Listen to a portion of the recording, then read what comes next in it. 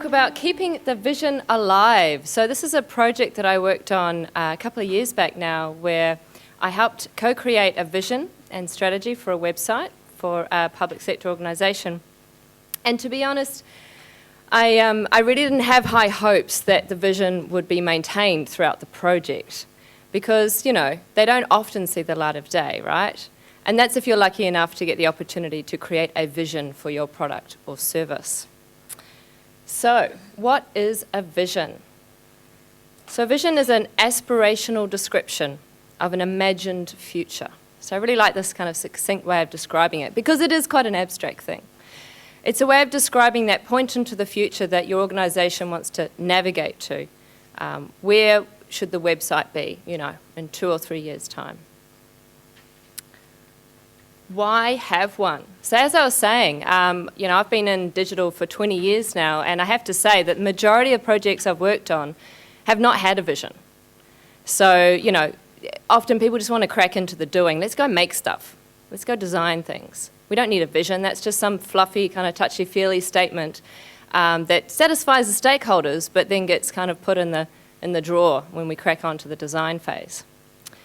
So what I've noticed, though, after having one throughout the design phase, is that it does really help. So in past projects, sometimes it's difficult to know, you know, the stakeholders find it challenging to know what they're going to get out at the end of the day.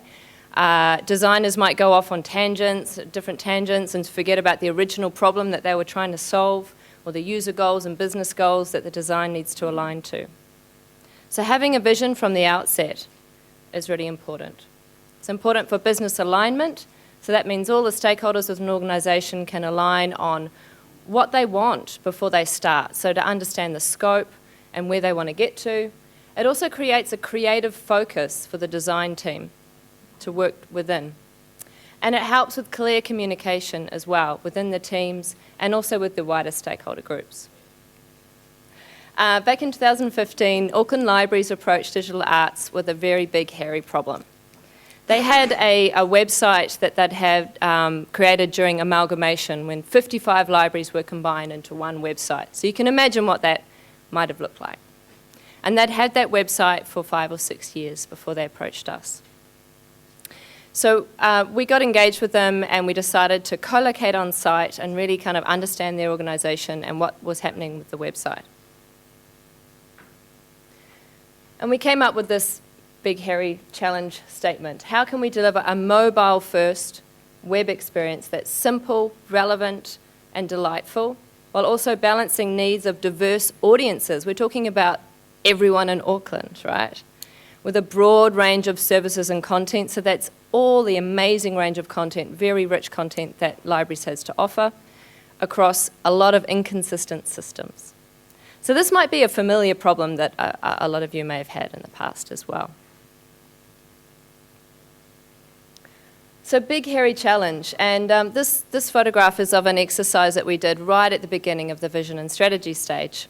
This is where we got the stakeholders to, I guess, feel a bit of the design pain and the challenge that we had in a mobile-first context.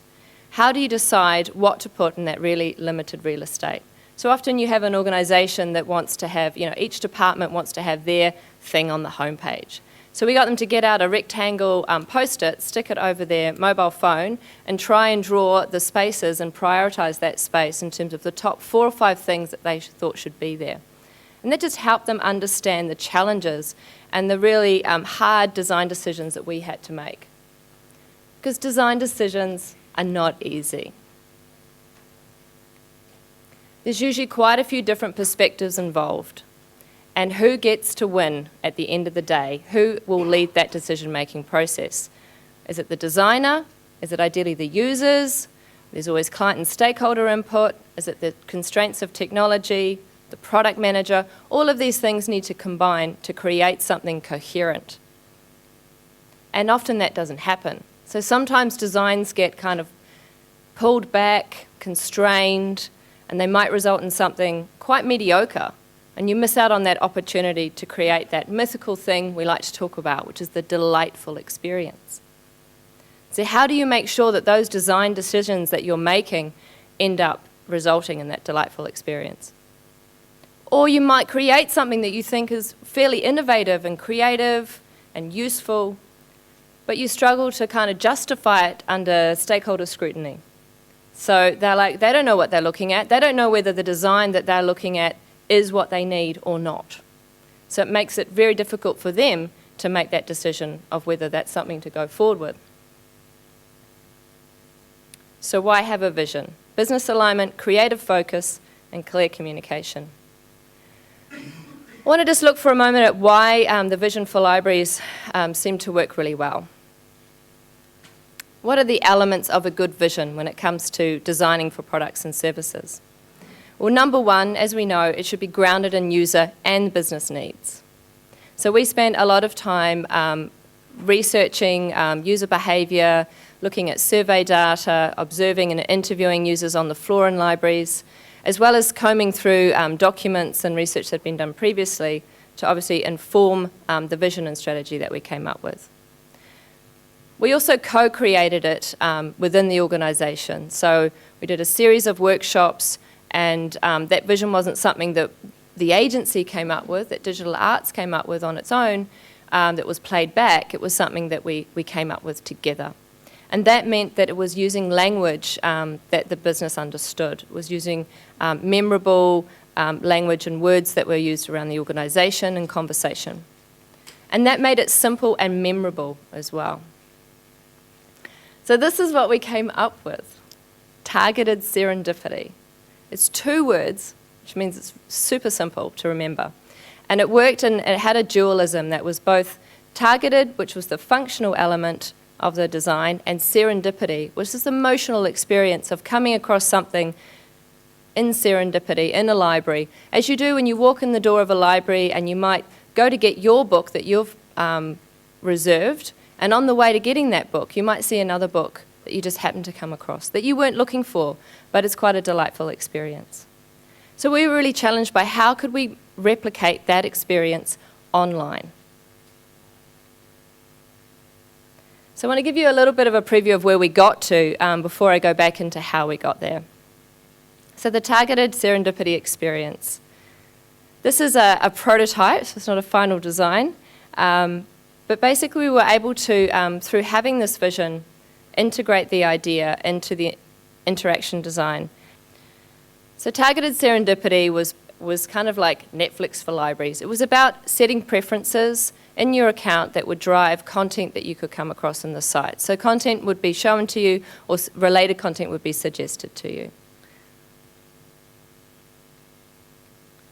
So how did we get there, and how did we make sure that that targeted serendipity got embedded in the design phase? First of all, we made it tangible. We made it tangible by using a thing called a vision prototype. So as we were saying, the vision is often an abstract, kind of touchy-feely thing. Well, we made it a vision doing by creating a prototype that users could interact with. So the vision prototype is not a finished design. It basically communicates the intent of the experience. So it communicates what the vision would feel like if it was real, expressed across a different touch point. Say we use the mobile experience.